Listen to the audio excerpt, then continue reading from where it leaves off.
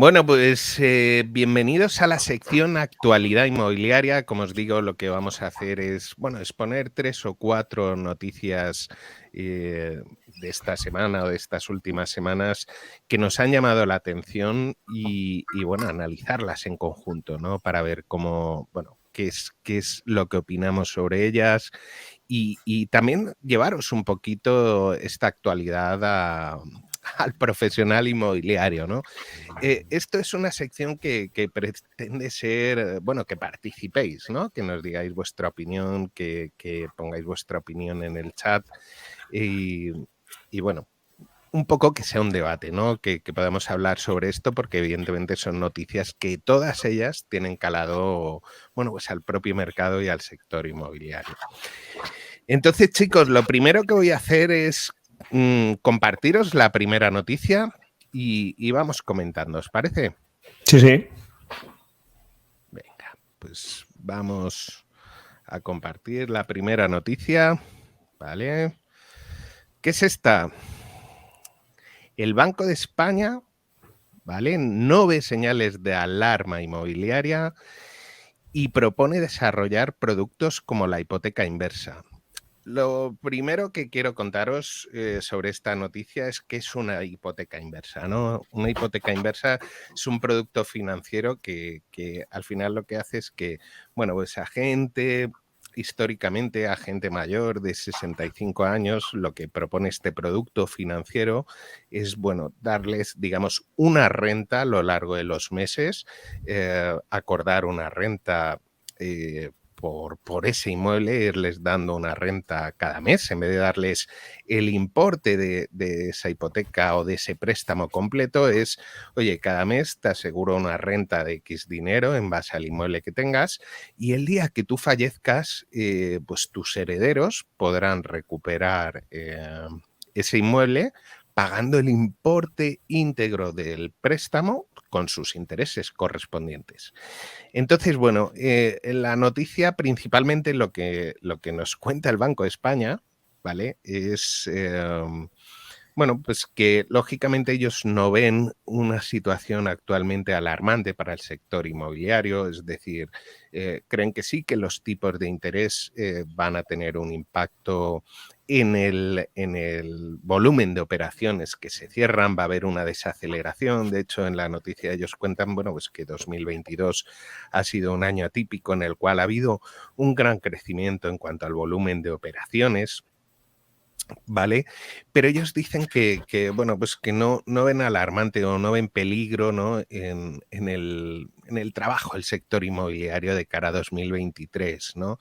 Pero claro, lo que sí ven es que va a haber una pequeña desaceleración, que va a haber mucho o que va a haber menos volumen de operaciones que se lleven a cabo y proponen, bueno, pues productos alternativos pues como esta hipoteca inversa y bueno, al final es una medida, ¿no? que nos lanza el Banco de España. Es algo que ya se intentó en otro momento, ¿no? En tiempos anteriores se intentó lanzar productos como la hipoteca inversa y es cierto que en España no tuvo mucho éxito, ¿no? Porque al final es un producto financiero del cual, bueno, pues digamos que a quien iba dirigido generó cierta desconfianza y bueno, y no cuajó, ¿no? Pero ellos explican que en otros países de Europa el impacto, por ejemplo, de productos financieros como este es bastante amplio. Entonces, claro, ellos dicen, oye, no vemos que el sector inmobiliario se vaya a parar en seco, que vayamos a pasar una crisis profunda, pero sí va a haber desaceleración y hay que hacer cosas, ¿no? Para intentar paliar la situación y proponen, bueno, pues modelos como este.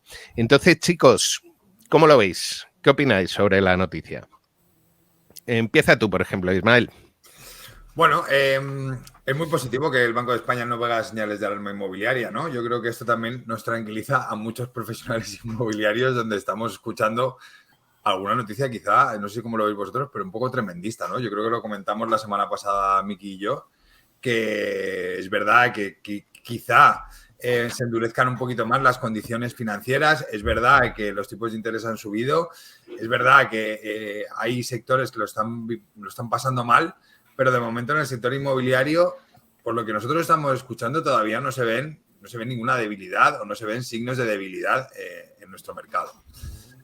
Con relación a que propone desarrollar productos como la hipoteca inversa, yo estoy totalmente de acuerdo, ¿no? O sea, quiero decir, creo que cuantas más opciones tenga la gente, sobre todo la gente mayor, que ahora mismo pues puede ser que tenga, por ejemplo, una hipoteca, iba a decir, que tenga un salario bajo, que tenga ¿cómo se dice? Una jubilación baja, ¿vale? Pues en este caso sí que puede ser una solución, igual que también es una nueva propiedad, etcétera. Es decir, dar solución a todas aquellas personas que ahora mismo se sientan agobiadas y que vean que quizás no pueden llegar a fin de mes, pues puede ser muy interesante para poder tener el final de su vida con unas condiciones mucho más positivas, mucho mejores, que por lo tanto sean mucho más felices, ¿no? Entonces, cuantas más opciones demos, mucho mejor, y así yo creo que todos más contentos. Miquel, ¿tú qué opinas de productos financieros como este y si desde tu punto de vista tienen cabida, ¿no?, en un mercado inmobiliario que tampoco está acostumbrado, ¿no?, a enfocarse a este tipo de producto? Yo pienso que al final se están buscando soluciones alternativas a todo lo que tenemos en el abanico actual. Sí que es verdad que yo quiero tener una política un poco más correcta, pero yo es que principalmente los bancos en sí, su modelo de negocio es dar créditos, dar hipotecas, y el negocio del banco es que luego tengas que devolverlo con unos intereses.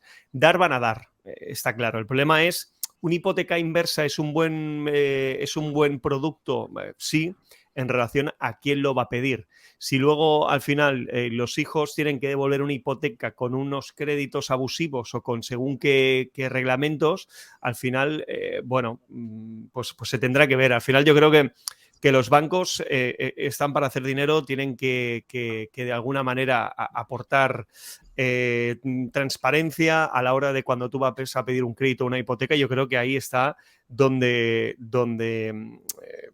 prevalecen este limbo de tantísimas empresas que te están ayudando o que te están dando mejores alternativas en según un banco que otro. Entonces, para mí todo lo que sean productos está muy bien. Yo creo que al final un banco ayuda para que no tiene un núcleo financiero potente a nivel de familiar, pero sí que es verdad que hay que estudiar los pros y los contras de según qué tipos de productos. Que al final, de cara al 2023, se van a vender pisos, segurísimo. Más que este, pues que es que no lo sé, porque es que llevamos un año donde las previsiones eran muy negativas y al final han sido todo lo contrario. Al final estamos en un año de transacciones que mucha gente lo pintaba muy negro y al final se han batido récords. Entonces, ¿qué pasará el día de mañana, en el primer trimestre, en el segundo? No lo sé. ¿Que llevamos una buena tendencia? Seguro. ¿Y que los bancos van a dar dinero? Llámale hipoteca inversa, llámale hipoteca de enero, llámale hipoteca adaptable, llámale como quieras, pero al final el núcleo fuerte de un banco es dar dinero, porque al final de ese crédito que te dan esa hipoteca están cobrando unas comisiones. Entonces, de dar van a dar. Que se ajusten un poquito, que miren un poquito más a la hora de dar, bueno, yo creo que cada vez van teniendo más información, van viendo si eres más propenso a ir más justo cada mes o no por lo que ingresas y por lo que gastas, y al final, pues bueno, se va a adaptar un poquito, van a haber productos adaptados a lo que cada uno pueda ir pagando cuando vaya a picar a la puerta de un banco. Javi, ¿tú qué opinas? ¿Tú crees que el sistema inmobiliario español está preparado para adaptar o incluir productos financieros como este? Y por otro lado, en un momento de recesión como el que estamos viviendo, ¿cómo crees que se puede afrontar? Imagínate que tú eres el hijo de esa persona que tiene una hipoteca inversa y dices, oye, pues ahora tienes que devolverme el préstamo de 150.000 euros y me lo tienes que devolver en 3 años. ¿Cómo ves tú esta situación? A ver, el producto en sí, en un momento como estamos, en el que el poder adquisitivo, sobre todo es de cierta parte de la sociedad, que es algo más vulnerable, como puede ser gente con pensiones más chiquititas, como bien ha comentado al principio Ismael, puede ser un recurso más en vez de gente que no ha planificado, por ejemplo, que quería tener un complemento para mantener un nivel de ganancias X, que no ha planificado, ha tenido aportada un plan de pensiones, por ejemplo. Entonces, este tipo de productos puede venir bien para ese tipo de personas que tienen una propiedad y quieren mantener un cierto nivel de ingresos gracias a esa propiedad que en su día ya dejó pagada y ahora, al final, es como una venta en diferido. Es decir, hemos vendido nuestra casa o la hemos dejado al banco que nos dé un dinero mes a mes por nuestra casa y nos va dando un complemento a nuestra pensión para mantener unos ingresos, un nivel adquisitivo, un nivel de vida que nosotros creemos conveniente.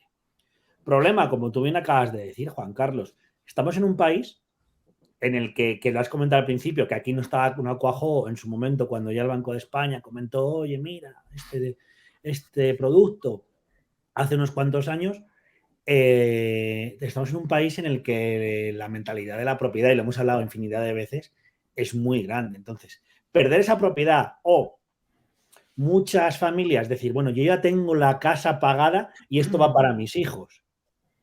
¿Vale? Que es una cosa que muchas familias lo dicen, bueno, ya mi hijo tiene esta propiedad, más lo que haya podido adquirir con su propio ahorro, pues ya tiene dos cositas que se lo dejamos ahí, más los pocos ahorrillos que le podamos dejar. Entonces, en España me cuesta creer que cuaje tanto, aunque es un producto que está bastante bien, que quien lo quiera adquirir, pues con sus pros y sus contras está muy bien, pero me cuesta que la mentalidad de gran parte de la sociedad española con la mentalidad de la propiedad que tenemos en este país, cuaje.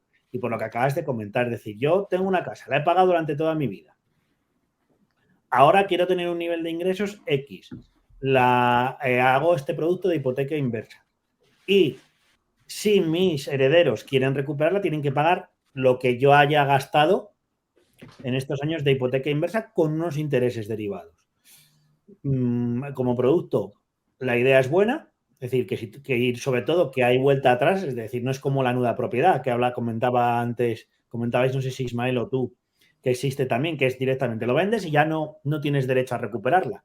Aquí tienes derecho a que tus herederos recuperen esa vivienda. Entonces creo que a mí me cuesta, no por mí personalmente, sino en general, viendo cómo piensa la sociedad española, que cuaje por ese motivo, por el tema de la propiedad, de tener que volver a pagar otra vez por una cosa que en teoría, entre comillas, ya era nuestra.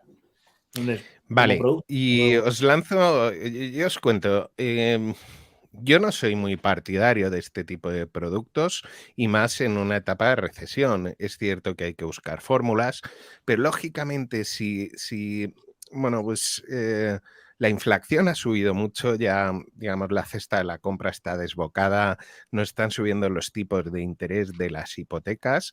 Evidentemente, si fallece un familiar que tiene este tipo de producto, abordarlo en un momento de tiempo relativamente corto, con unas condiciones X o con un tipo de interés X, evidentemente creo que es complicado, ¿no? Poder abordarlo con garantías, ¿no? Luego habría que ver la letra pequeña de ese tipo de préstamo y ese tipo de producto financiero. Pero os lanzo una pregunta más directa, ¿no? ¿Cada uno de vosotros lo haríais con vuestros padres? ¿Estaríais de acuerdo en que vuestros padres adquiriesen un producto de este estilo? No, yo creo que al final es preferible que entre los hermanos ayudes a tu padre o a tu madre que no que dependas de un banco. Porque al final el banco pides 100 y tienes que volver 80. Al final tienes que ver los 100 más 80 más. Entonces, al final, si es un tema económico, yo creo que España está muy arraigada a la protección de nuestros mayores o a tener a nuestros mayores en un entorno mucho más confortable. Entonces, no sé, todo lo que sea depender de los bancos, entiendo de que es un riesgo que se tiene que asumir, que a veces se asume porque no hay otra alternativa, no hay alguien que te financie sabiendo que pongo números así redondos, que tú pides un crédito de 300.000 euros y al final de interés estás pagando 120.000 más los 300.000, que ya te vas a 420.000. Es decir, que al final, si el mismo Estado en sí regulara este tipo de acciones por un tema de, oye, una vivienda es una necesidad que cada uno tiene que tener cubierta porque está así, es de primera necesidad. Ahora, si es de inversiones, al final yo entiendo de que, oye, el banco te da una hipoteca o te da un crédito, te da un aval bancario, una línea de financiación, a riesgo de que tú puedas ganar mucho más. Pero si es algo que tú, en este aspecto, es porque tú necesitas vivir o necesitas crear tu familia, yo creo que se tendría que contemplar a partir de esto.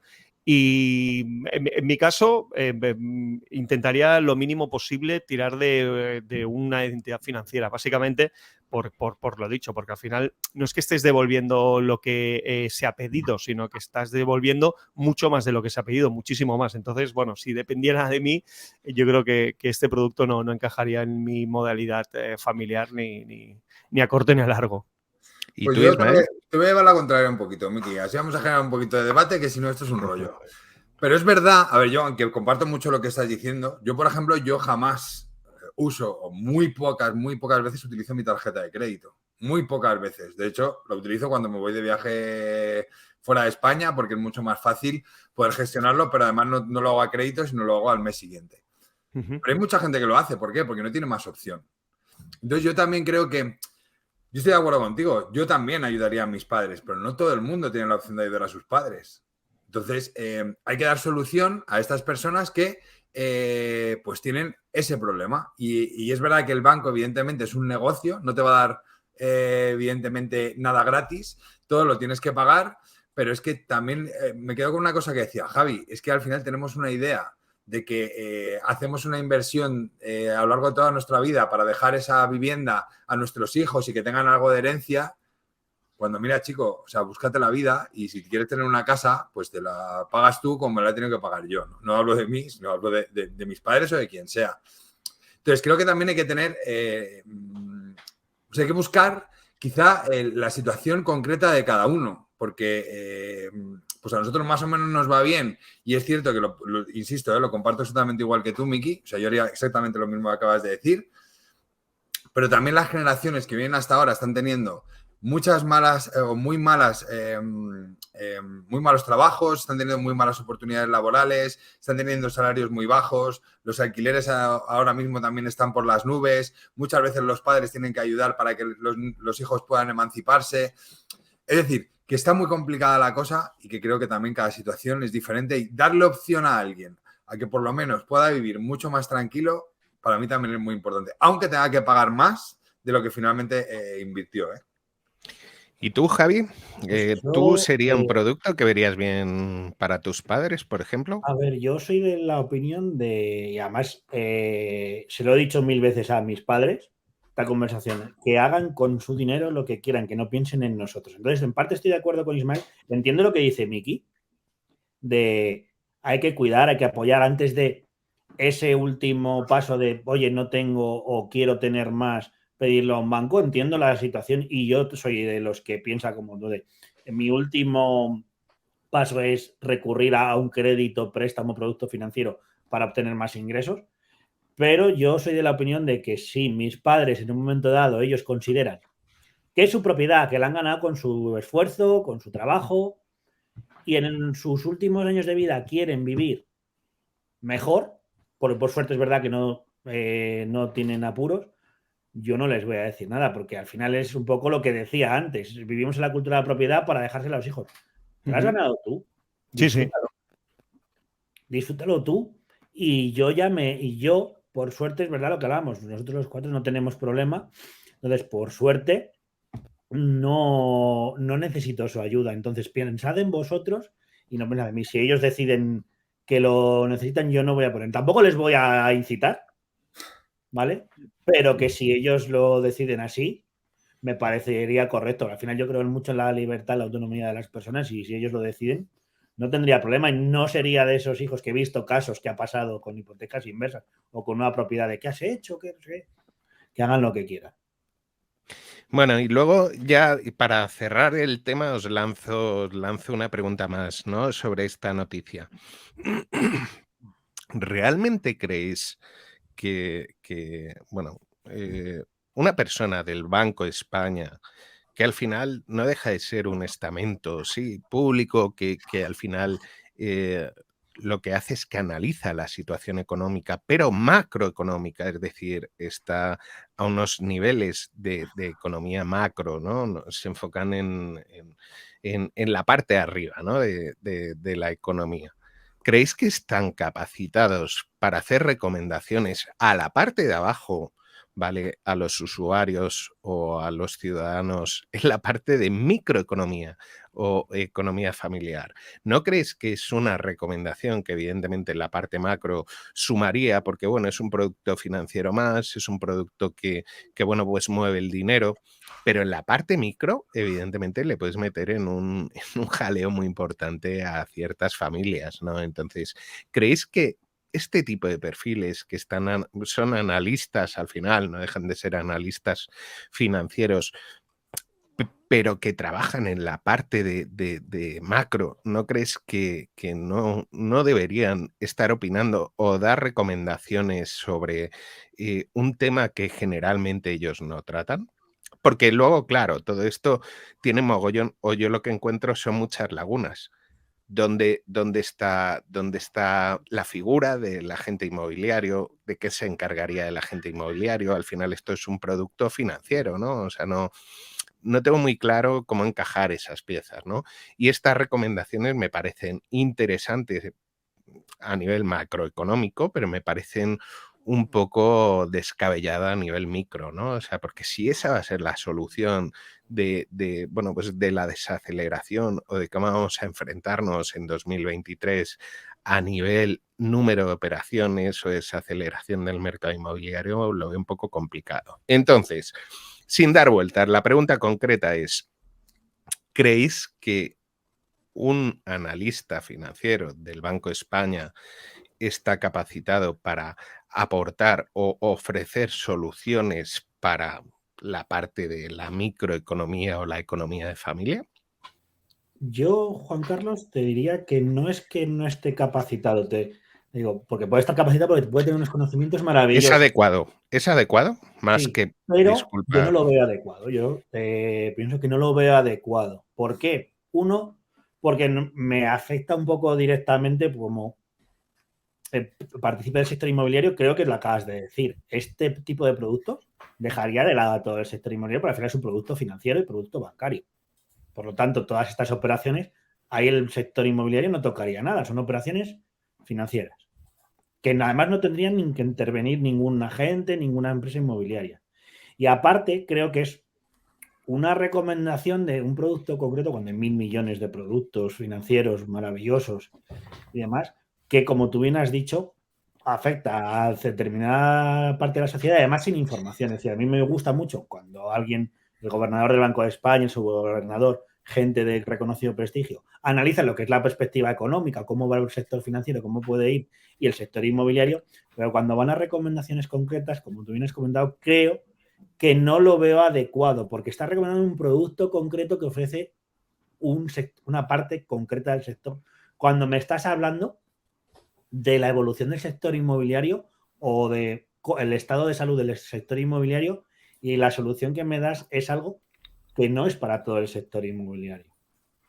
Sí, es como la subida de tipos de interés por parte del Banco Central Europeo. Estamos de acuerdo con que es una medida que aplaca un poco esa inflación, ese crecimiento de la inflación, pero es lo que hablábamos ayer, por ejemplo, en el podcast, Ismael y yo, esa factura, ¿vale? Sobre esas medidas al final las paga el ciudadano y las paga el hipotecado, ¿no? O sea, esto es como si yo le recomiendo a Ismael qué alimentación tiene que llevar él para que le vaya bien. ¿Sabes qué pasa, Juan Carlos? Que al final la responsabilidad está del que pide, pero no del que da. Y voy Correcto. a que cuando tú estás en una situación que necesitas pedir porque no te queda otra y porque necesitas tener un piso donde vivir, como es lógico, esta figura del super mega crack de finanzas, de macroeconomía a nivel mundial, me parece muy bien porque lo ve a nivel macro. Pero la figura que tendría que haber en un banco, figura que tendría que haber a la hora de asesorarte realmente con una penalización también por parte del banco a veces cuando da algo que saben que no pueden pagar y que luego hay un beneficio por detrás, eso a lo mejor también tendría que estar penado y no que recaiga al 100% de toda todo ese de toda esa ¿cómo lo puedo decir? De toda esa de todo ese pedido que tú has hecho a nivel bancario que recaiga sobre el participante. A ver, es como oye, si pides 1.000 euros, pues hazte consecuente con los 1.000 euros, pero tendría que haber como algo regulador de que te diga, es que 1.000 euros no puedes sacar del banco, tendrías que sacar 300, ¿sabes? Al Bueno, final tendría de que haber hecho, una parte de ahí un poco más que no recaiga todo el peso en el que pides, sino que tendría que haber la figura ya directamente decir, oye, es que vamos a ser conscientes de que no te podemos dar esto. Y a veces uno es mucho más consciente cuando te dicen que no o cuando realmente te dicen que realmente puedes acceder a esto, que no los aires de grandeza que en España en sí ya le hemos tenido y han pasado cosas muy grandes. Pero si te fijas, casi todo el peso recae sobre el que va a pedir. Que al final tiene la misma, que tiene culpa, no digo que no tenga culpa el que va a pedir, pero claro, también el que da sabiendo cómo da, también se tendría que controlar esta parte. sí, fíjate, de hecho en la noticia algunas de las recomendaciones que, bueno, pues que hace esta gobernadora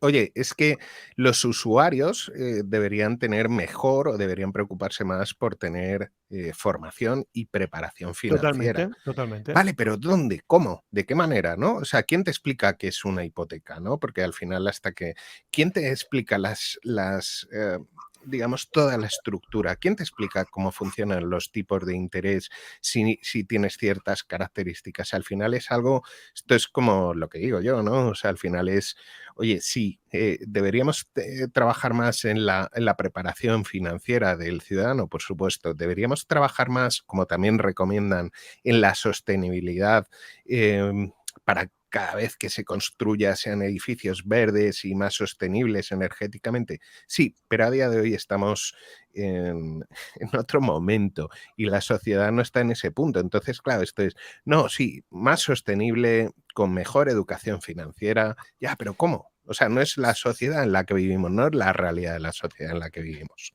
Pero, Juan Carlos, el hecho de que está muy bien que al final cada uno tiene que formarse y tiene que interesarse.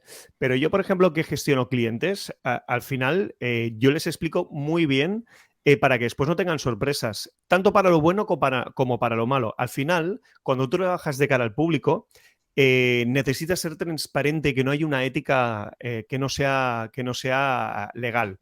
Y me refiero a que cuando hablamos de números de volúmenes económicas importantes, como puede ser el pedir una hipoteca, se te tiene que explicar todo. Y desde hace muy pocos años no se explicaba casi nada. O te intentaban, según qué situaciones, encolomarte subproductos para, de alguna manera, tener atado. Al final hay unas prácticas que se tienen que pasar por el aro, porque al final no queda otra, pero que se tendrían que controlar. Al final está muy bien de que cada uno tiene que tener su cultura o su información o sus estudios financieros básicos para entender bien qué es una hipoteca. Pero es que tampoco tendríamos que por qué saberlo, porque al final el experto te tiene que explicar lo bueno y lo malo de lo que es pedir una hipoteca y en qué situación te vas a encontrar a la larga si no pagas una cuota, 2, 3, 4, 5 y qué pasa si dejas de pagar estas cuotas. Al final no tenemos que saber cómo operar un corazón. Tenemos que entender de que si no nos cuidamos, pues el corazón no puede... Pero los pequeños tecnicismos en sí, a mí es algo que al final no tengo por qué estar obligado. Ahora, eso sí, si yo quiero operarme el corazón, el médico me tiene que explicar lo bueno y también lo malo, porque entonces yo decidiré si realmente me quiero operar del corazón o no, o quiero, pues oye, vivir con el corazón que me da el 50%. Es un ejemplo, ¿eh? Pero me refiero es que al final todo basa en que tenemos que estar informados. No, es que se nos tiene que informar de lo que hacemos, de cuando compramos un coche, de cuando compramos un piso, de cuando queremos vender nuestro piso de segunda mano en inmobiliaria, a ver qué nos vas a ofrecer, para luego no tener esas sorpresas o estas sensaciones de que estamos haciendo las cosas mal, pero no sabemos muy bien el por qué. Entonces, todo basa en un tema de educación, pero aún así, si no tenemos educación o porque no podemos o porque no, cuando se vaya a pedir según qué tipo de servicios, creo que tendría que haber algo regulador mucho más transparente y con mucha más información. desde hace muy pocos años, cuando tú ibas a firmar un piso, el notario te explicaba todo lo que pasa con la hipoteca. ¿Cuánto hace de eso? Ahora la ley hipotecaria. Estamos hablando de hace 3 años. No, un poquito más, pero sí. Vale, estamos hablando sobre...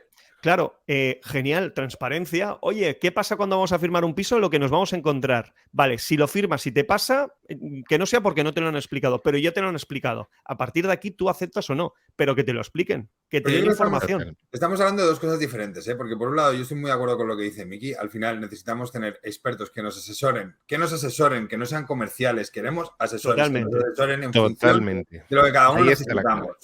¿Vale? Y eso yo creo que, por ejemplo, cuando hablo a nuestros asesores, a los asesores inmobiliarios, también lo dejo muy claro. Es decir, nosotros no vendemos casa, nosotros asesoramos a los clientes en su nuevo proyecto que seguramente van a hacer una de las mayores inversiones. Otra cosa que creo que es importante es, el Banco de España, la pregunta que hacía Juan Carlos, perdóname si no la digo literal, Juan Carlos, pero sería algo así como, ¿el Banco de España tiene la potestad para poder hacer este tipo de recomendaciones? Sí, tiene la potestad. Otra cosa es que nos obligue a seguir esas recomendaciones. Creo que las distintas entidades y las distintas organizaciones podemos recomendar, igual que desde Fotocasa, por ejemplo, hablamos de la subida de los precios de alquiler o de venta y también de las próximas tendencias. Y al final, ahora mismo nos hemos dado cuenta que una tendencia o una evolución pueden pasar 1000 cosas y que esto no funcione. Totalmente. Y esto pasa igual con cómo afectará el IPC o la inflación en los próximos meses. Pues se dice que va a ser de un 7, pero igual es de un 8. No sabemos lo que va a pasar. Teníamos en la noticia que comentábamos antes, chicos, de ese misil que ha caído en Polonia. Pues si esto desemboca en una guerra mundial, pues hasta luego y da igual todo lo que hagamos, ¿no?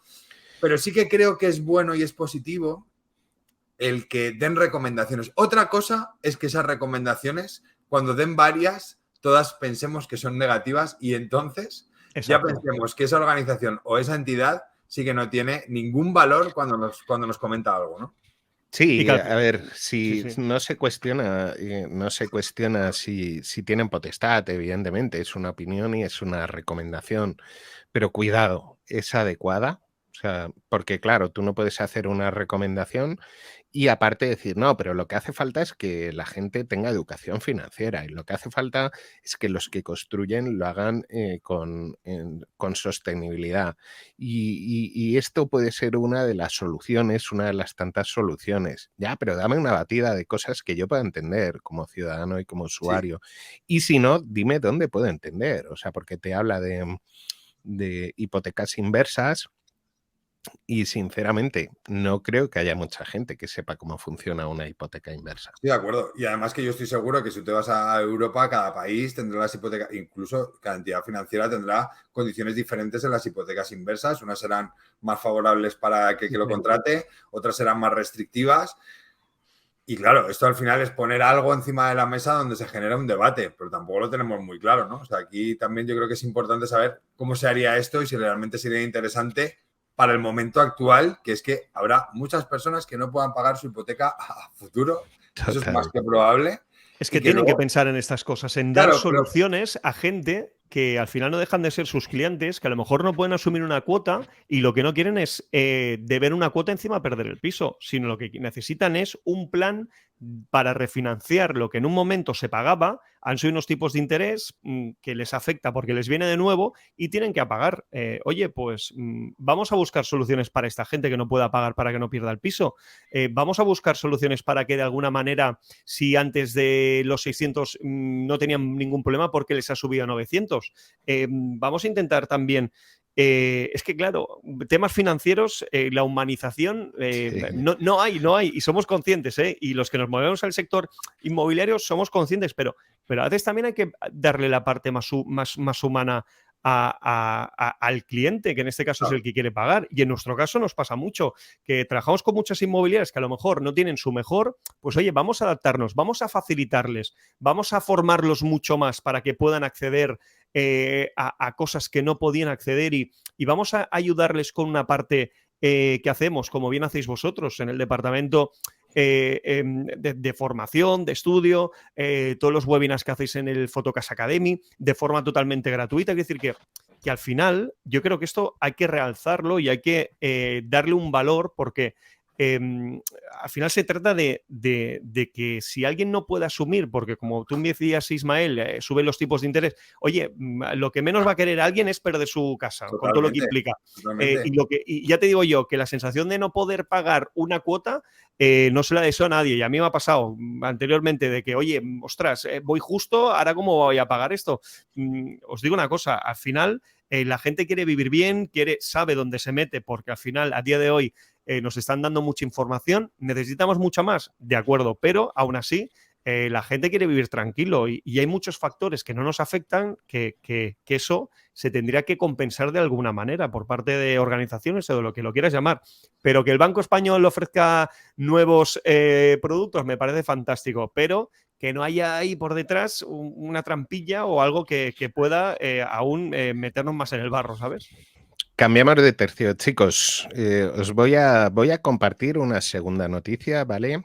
Que, bueno, digamos, no es tan fea, ¿vale? También tiene ahí su cosilla, pero no es tan fea, ¿no? Como esta. A ver, por aquí. Vale.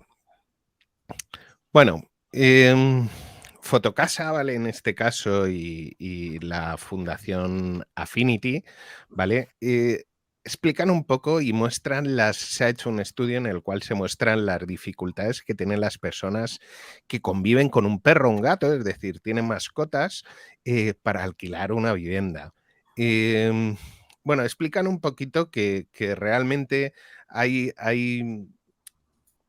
bueno, no está muy clara la legislación, ¿no? De si este propietario que te alquila el piso, este arrendador, te puede poner una cláusula en la cual, oye, si vienes con un perro o con un gato, bueno, pues no te permiten entrar o alquilar su inmueble.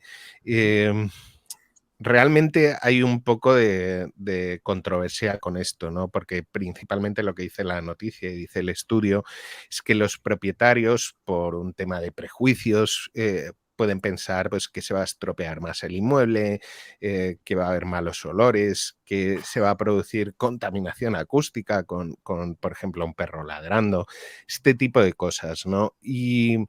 Y se ha hecho un estudio y se ha hecho una encuesta y lo que nos encontramos es que muchos posibles inquilinos que tienen perro y gato encuentran grandes dificultades para alquilar un inmueble que esto no sea un problema. Yo como dueño de un perro, bueno, dueño, o sea, yo tenía un perro y tengo un gato, para mí es algo natural, ¿no? Que oye, pues es un miembro más de la familia, ¿no? Pero entiendo la circunstancia y lo complicado que puede ser esto de cara a alquilar un inmueble. De hecho, yo lo he sufrido en los periodos vacacionales, ¿no? Íbamos a algunos sitios, queríamos alquilar una casa de vacaciones, teníamos un bulldog francés y en muchos sitios no te querían alquilar, ¿no? Porque ibas con el perro. Entonces, bueno, evidentemente, pues hay productos, hay seguros, hay cosas que se pueden contratar para evitar que, bueno, pues que el animal haga algún tipo de daño, pero realmente sí nos costaba un montón, ¿no? Porque veíamos casas o veíamos cosas a las que queríamos acceder y el hecho de ir con un perrito, y en este caso no muy grande, pues era un problema añadido, ¿no? Para esa búsqueda. ¿Cómo lo veis vosotros? Empezamos por ti, Miquel, que también has tenido perrito y bueno, creo que tanto tú como yo en este tema estamos bastante sensibilizados. Yo opino de que al final los que tenemos o hemos tenido perros sabemos lo que es tener un perro, sabemos lo que es tener un gato, lo que son pelos, lo que son la gente que tiene parquet. Al final, a mí, si tuviese un piso donde el parquet es de caoba, de un parquet muy bueno, donde al final sé que vale muy caro, al final a mí no me importaría alquilar un piso a alguien que tuviese perro o gato, sabiendo que el parquet, cuando va a dejar el piso, esté en igual de condiciones que lo dejé yo cuando entró a alquilar. Entonces yo creo que al final, si hay unas cláusulas, si hay una intención de que, oye, si el parquet se raya lo vas a tener que pulir tú o te vas a hacer cargo, yo no veo un hándicap. Es más, recomiendo a la gente que no tiene animales que alguna vez en su vida puedan tratar con algún animal, porque creo yo que humaniza y uno se hace mucho más consciente de lo que es un ser vivo, como es un perro, un gato, un loro, lo que le quieras llamar. Al final yo entiendo que es un hándicap porque, bueno, pues, se puede dañar. Es que también se puede estropear los pisos sin tener animales. Es decir, al final es un tema de que se pacten unas condiciones antes de entrar a una vivienda, tanto si tienes animal o no tienes animal, y ya está. No creo que por tener un perro el piso va a quedar mucho peor que si no lo tienes. Al final... Cada uno es como es y uno puede organizar fiestas cada viernes por la noche, hacer más ruido que un Pedro que ladren en momentos muy esporádicos cuando tocan el timbre porque quieren saber quién hay. Es decir, que al final, no lo sé. Seguramente el que nunca ha tenido un perro nunca alquilaría un piso a alguien que tiene perros, y los que hemos tenido perros pues somos un poco más permisivos o entendemos un poquito más la situación. Tú, Javi, ¿qué opinas de esta controversia, ¿no? Y las Pues dificultades que se encuentran los inquilinos que, bueno, pues que tienen una mascota o tienen un animal de compañía? yo lo he sufrido, yo sigo teniendo perro, está por aquí a mi lado, aunque es muy silencioso, no le vais a oír. Es peor las obras de encima, hacen más ruido. Y yo lo he sufrido. Cuando yo vivía de alquiler, a mí me han dicho en sitios, no te alquilamos el piso por el perro. Es que mi perro es buenísimo. De hecho, en uno Bueno, ya tuve que eso decirle, mira, decimos mi todos. perro tiene un seguro. De hecho, tiene un seguro en el cual si hace cualquier desperfecto se te va a abonar, ¿verdad? Pues está metido en mi seguro de la casa. Y es verdad que en las últimas viviendas no tuve problema porque eran viviendas inmuebles, porque yo llevaba mis propios muebles. Uh-huh. Y no me pusieron problemas. Y hablo de la parte personal, hablo un poco en general. La normativa, en este aspecto hay dos normativas que chocan, ¿vale? Por un lado, tenemos la ley de arrendamientos urbanos, que es muy clara, en el que dice que, ojo, y esto os lo digo porque yo llevo muchos años gestión de alquiler y ha habido problemas, que solo se podrá prohibir la tenencia de mascotas en viviendas de arrendamiento si lo ponen una cláusula expresa. No, si no lo ponen la cláusula del contrato, puedes hacer lo que quieras siempre y cuando, como decía Miki, luego lo dejes como está, ¿vale? Y ha habido, no sé si conocéis, que salió en 2001 una ley que se llama la Ley de Dignidad Animal, en la cual equiparaba a los animales como un miembro más de la familia. Y ahí ha habido choque. De hecho, yo creo que la jurisprudencia todavía no se ha... ¿2001, Javi, o 2021? 2021, perdón. Perdón. 2021 salió la Ley de Dignidad Animal, ¿vale? Y en cambio, la Ley de Arrendamientos Urbanos no se ha adaptado. Y ahí tenemos que ver si choca o no choca, porque de hecho hay un dato de Fotocasa del Departamento de Estudios que dice que solo el 5% de las viviendas de alquiler aceptan, dentro de todo el parque de alquiler, aceptan mascotas de primeras. Uh-huh. Y es un problema, porque si esos animales claro. están equiparados como un miembro más de la familia, no, mira, es que como tienes un niño pequeño, no te lo voy a alquilar. Seguramente destroce más un niño pequeño, que también los tengo, que un animal. Pero se porta mejor mi perro que mis hijos. Entonces, Ismael, ¿cómo crees tú que algo así afecta en el fondo a la agente inmobiliario, ¿no? que al final está gestionando este alquiler? O sea, ¿tú cómo lo ves?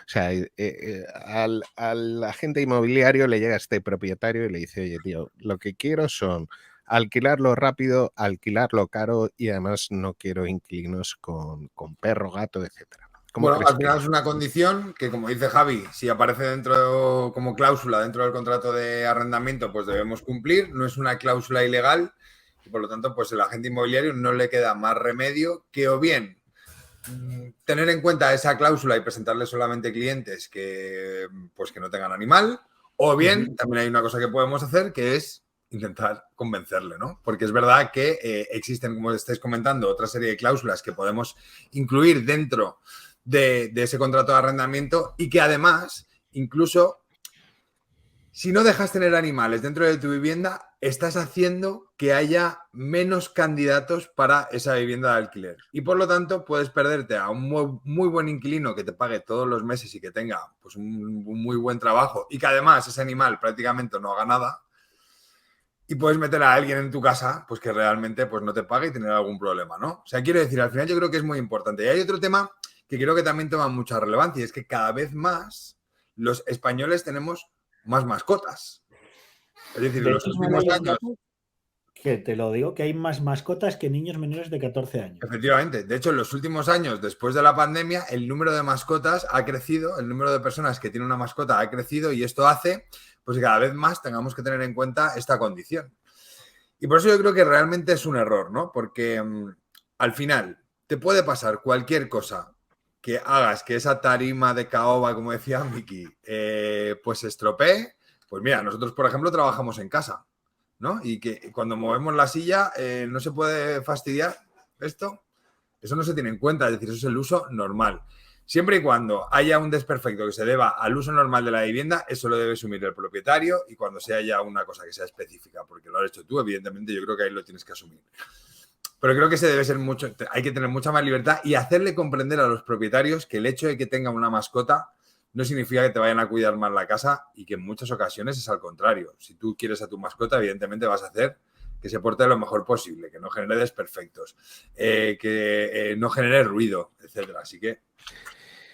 Pues chicos, vamos a dejar esta noticia aquí porque quiero meter una última y me interesa mucho. Entonces, un beso muy grande para las mascotas, un beso muy grande para los niños menores de 14 años. A veces son peores que las mascotas, los niños de 14 años. Y un beso muy grande para los inmobiliarios que se enfrentan con estas situaciones y a veces, bueno, pues complican un poco su labor, ¿no? Vale, chicos, quería compartir una última noticia porque esta es muy interesante, ¿no? Y estamos hablando de tema de inversión. Vale, entonces un segundillo que os comparto la última noticia que vamos a analizar hoy. A ver. Vale, es esta. ¿Vale? Según, bueno, pues según Savills, España es el tercer mercado favorito para los inversores inmobiliarios en Europa. Quería traer esta noticia primero porque me ha llamado la atención, ¿vale? En la noticia lo que explica Savills es que, bueno, pues evidentemente España está por detrás de Alemania y Francia, ¿vale? Como destino para los inversores inmobiliarios, se está compartiendo con Países Bajos y con Reino Unido esta tercera posición, pero oye, en el momento que nos acercamos ahora es importante explicar que o tener este tipo de noticias, ¿no? Se ha hecho un estudio en el cual, bueno, pues se ha hablado con diferentes inversores, ¿vale?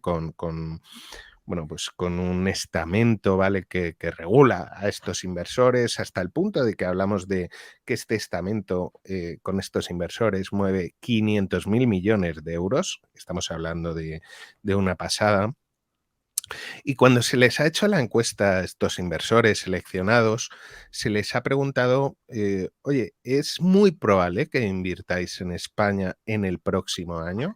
Y fijaros, los porcentajes son altísimos. El 48% de los encuestados ha dicho que es muy probable que inviertan en inmobiliaria en España, ¿vale? En 2023 y el 22% que es probable, ¿vale? Estamos hablando de un 70% de los inversores encuestados tienen entre ceja y ceja la posibilidad de invertir en producto inmobiliario dentro de España en el 2023. Esto, lógicamente, es una oportunidad en el entorno en el cual nos vamos a mover, pues es una alegría, ¿vale? Pero fijaros, no solo eso, sino este estudio también habla un poco de qué tipo, ¿no? de inversión inmobiliaria. Entonces hablan de family, hablan de pequeños centros logísticos, hablan de escuelas, o sea, hablan de diferentes tipologías, ¿vale? De inmuebles o de negocio, ¿vale? En los cuales van a invertir, bueno, pues estas personas en España en 2023. Entonces, teniendo en cuenta la recesión, teniendo en cuenta la subida de tipos de interés, teniendo en cuenta, bueno, hacia dónde vamos, ¿cómo veis esta noticia? ¿Qué opinión tenéis sobre esta noticia? Porque fijaros, ayer Ismael y yo en el podcast nos explicaban que en LATAM España es uno de los destinos favoritos para los inversores también en tema inmobiliario. Y además, por ejemplo, ayer salía la noticia también de que España era el segundo país de destino para los jubilados de toda Europa. El primero era Croacia, los bajos precios. España es el segundo por los precios y el tiempo, y el tercero era Irlanda por el modo de vida, ¿no? Y creo que eso también es muy importante porque creo que habrá mucha gente que decida mudarse después de lo que está incrementándose el precio de la energía y de la electricidad. Claro. Pero luego, además, por otro lado, también hay otro punto importante, y es que hay mucho potencial comprador, hay mucha persona que quiere comprar en el corto o medio plazo, que prefiere comprar una vivienda de obra nueva a una vivienda de segunda mano. Y ahora mismo el número de inmuebles de obra nueva que se están construyendo es muy bajo. Así que yo creo que aquí hay mucho potencial, hay mucho interés por parte de los compradores y también habrá mucho negocio, evidentemente, por parte de estos inversores. Y creo que al final España es un muy buen destino, ¿no? Para ello, para vivir y para construir.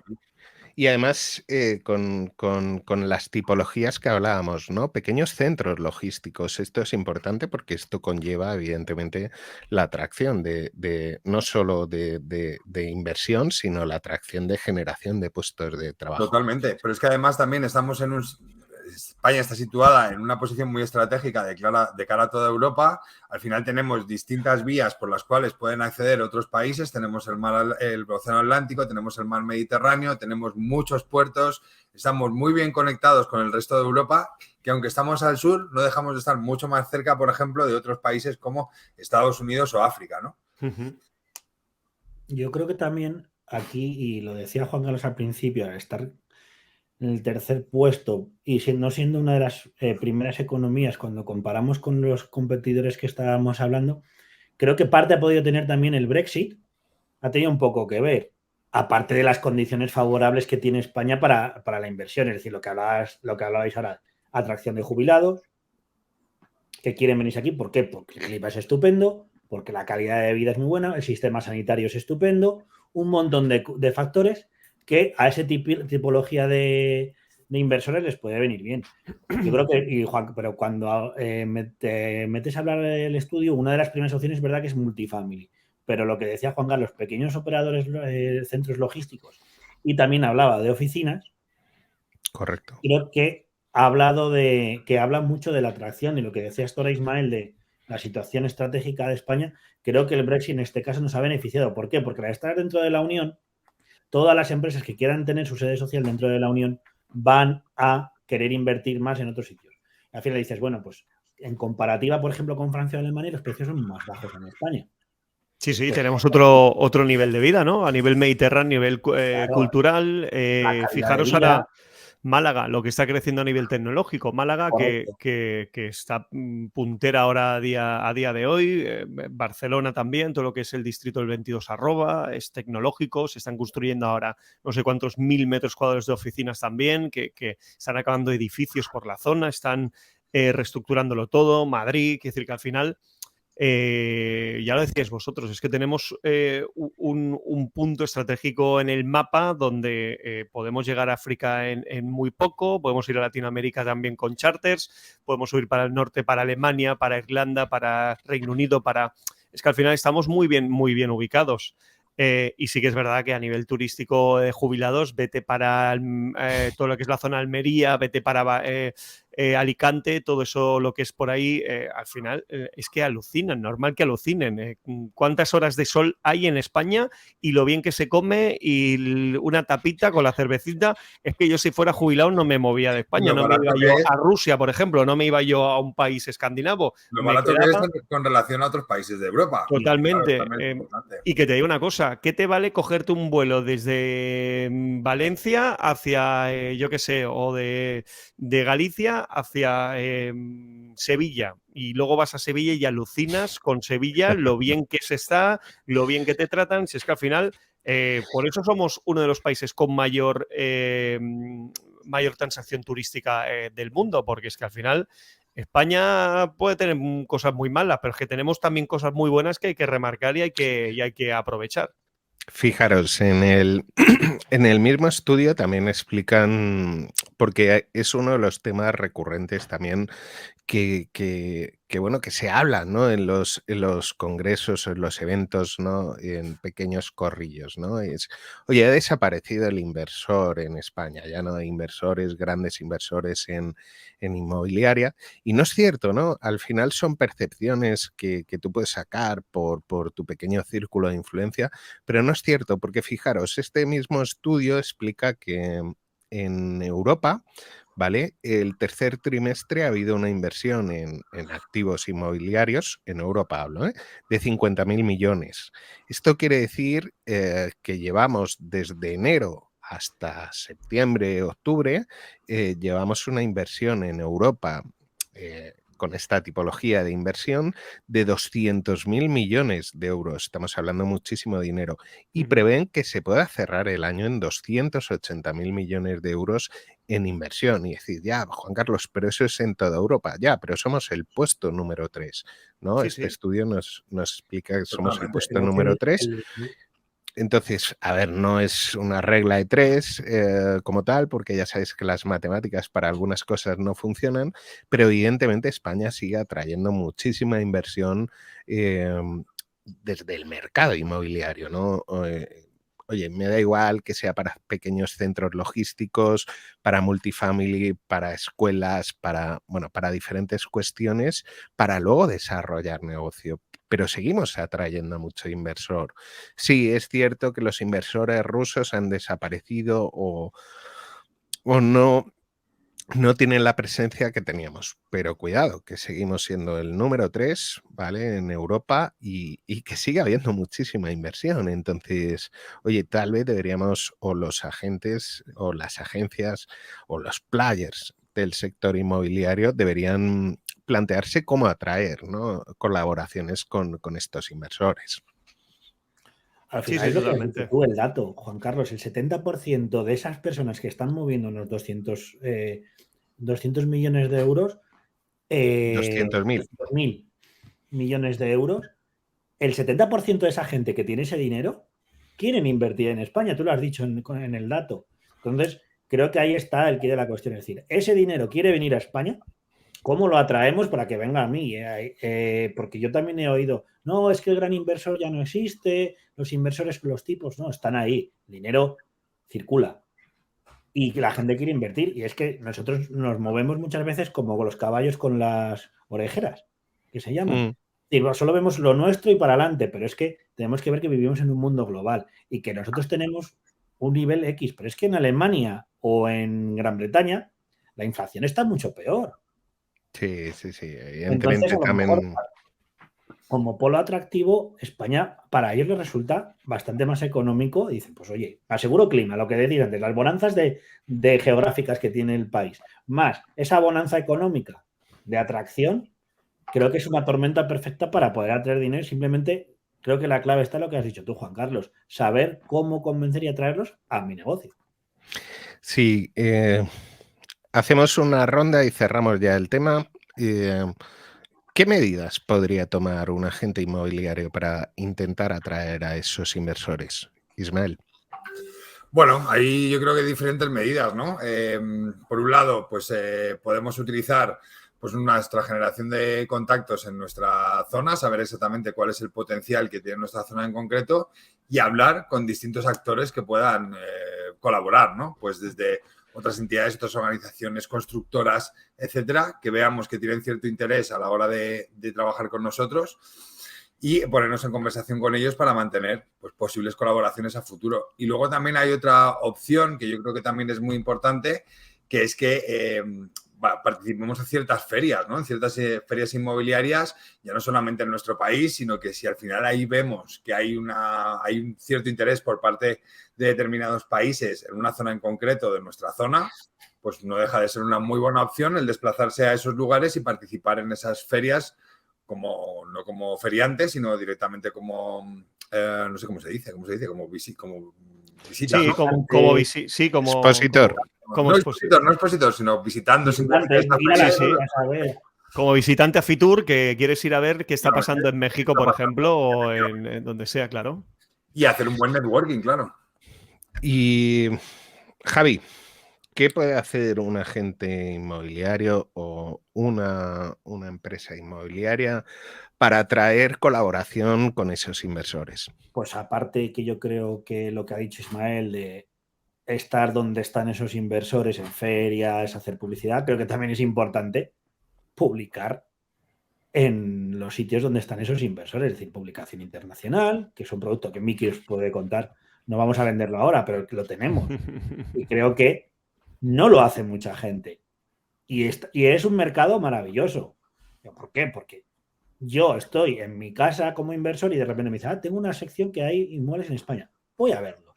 Porque aparte de estar buscando a lo mejor una casa en Groningen, también me quiero mirar la casa en Benidorm. Entonces creo que tienes que estar donde puedan estar esos inversores. Como ya lo ha dicho Ismael, ferias, acuerdos bilaterales, cámaras de comercio de otros países. Con este tipo de acuerdos estar en eventos, pero también estar donde te va a ver ese usuario internacional, que es esos portales locales que lo puedes hacer con un clic. Igual que publicas en Fotocasa y Habitacle, en 1000 anuncios puedes publicar en otros 80 portales. Creo que también es importante. Y tú, Miquel, ¿qué crees que pueden hacer? ¿No? Porque además aquí donde veis a Miquel ha sido un emprendedor nato, el tío, y ha sido una persona que se ha movido en ciertos círculos. Entonces, ¿qué puede hacer el agente inmobiliario? Agente, consultor, broker, gran consultora. O sea, ¿qué puede hacer un player del sector inmobiliario, Miki, desde tu punto de vista para atraer, bueno, pues esa colaboración con grandes inversores medianos o pequeño inversor, pero que evidentemente tiene el punto de mira puesto en nuestro país?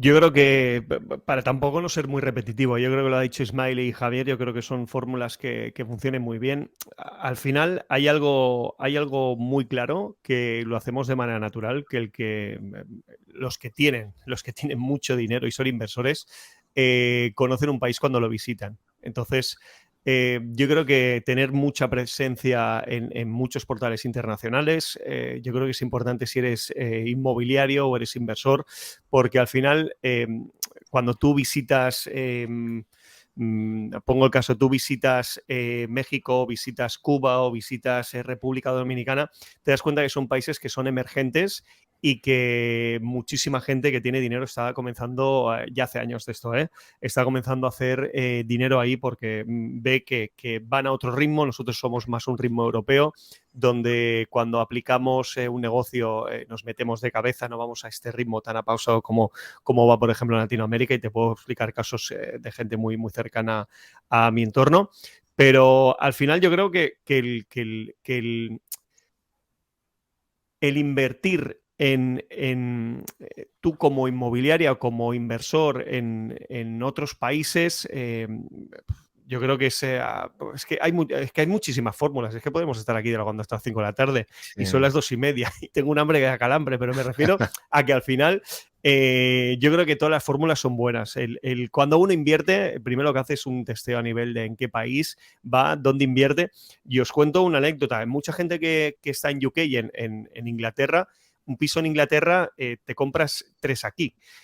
Muchas veces se compran una super casa en la Costa del Sol y montan un pequeño restaurante. Ya tienen su negocio y han invertido y están dando a 10 familias un trabajo. Quiere decir que al final, o mucha gente de 2 generaciones que está en Palma de Mallorca, que se vinieron de Alemania o se vinieron de países más hacia el norte, montaron también su negocio ahí. Quiere decir que mucha gente a veces va la gente más mayor, pero luego arrastra a los hijos porque se dan cuenta de que lo que han hecho sus padres o sus abuelos, pues oye, tiene una continuidad y encima están aportando un valor diferencial en nuestro país. Yo creo que, no sé, yo creo que para que inviertan más en tu país, yo creo que tienes que cuidar tu tierra. Eso para comenzar, para que la gente que venga se sienta a gusto y se sienta cómoda estando en donde tú estás.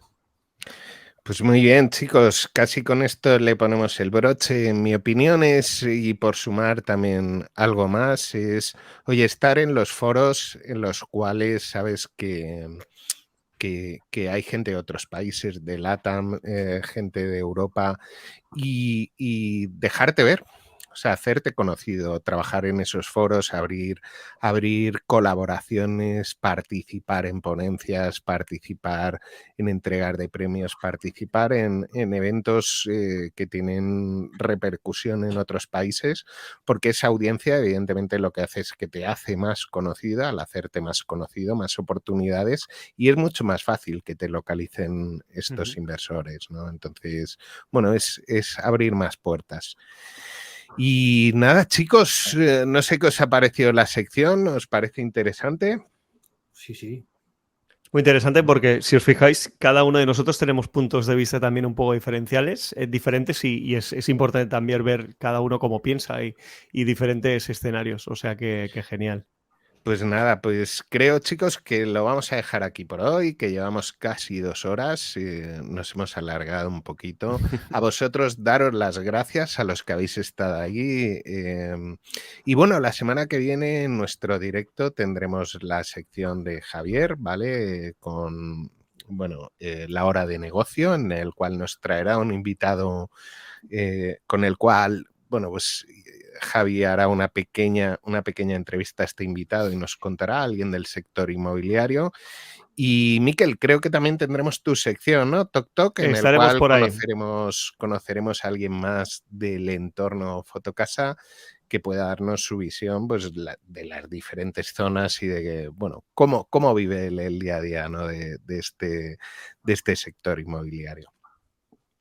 Pues chicos, mil gracias por estar ahí un día más. A vosotros, mil gracias por haber compartido este ratito con nosotros.